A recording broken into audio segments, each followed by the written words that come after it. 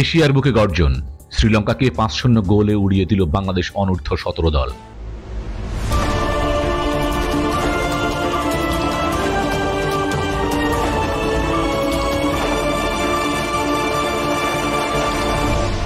Channel CB। সালামু আলাইকুম প্রিয় দর্শক। চীনা মাটির উপরে বাংলাদেশের কিশোরদের দুরন্ত জয়যাত্রা অব্যাহত। বলছি ২০২৬ এএফসি অনূর্ধ্ব-১৭ এশিয়া কাপ বাছাই পর্বের কথা, যেখানে ২৬ নভেম্বর বাংলাদেশের অপরাজেয় কিশোর ফুটবল দল শ্রীলঙ্কাকে ৫-০ গোলের বিশাল ব্যবধানে পরাজিত করে টুর্নামেন্টে তাদের টানা তৃতীয় জয় তুলে নিয়েছে। চংকিংয়ের টংলিয়াং লং স্টেডিয়ামে অনুষ্ঠিত এই ম্যাচে শুরু থেকে শ্রীলঙ্কার রক্ষণভাগে চাপ সৃষ্টি করে বাংলাদেশ। ম্যাচের ২৪তম মিনিটেই আসে প্রথম গোল। আরিফের মাপা পাস থেকে নিখুঁত হেডে বল জালে জড়ান ইকরামুল, এগিয়ে যায় বাংলাদেশ।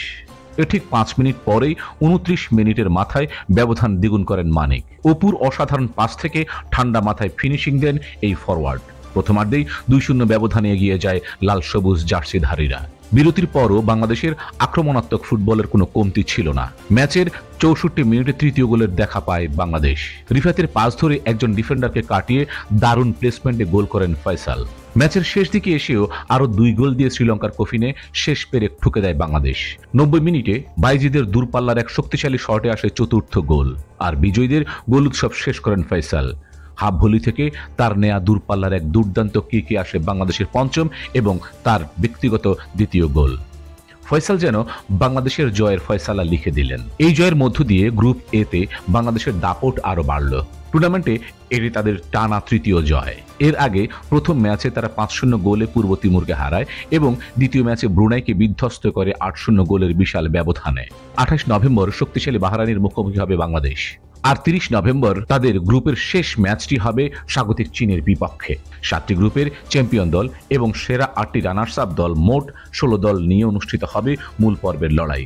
সেই লক্ষ্যে বাংলাদেশ এখন এক ধাপ এগিয়ে রইল।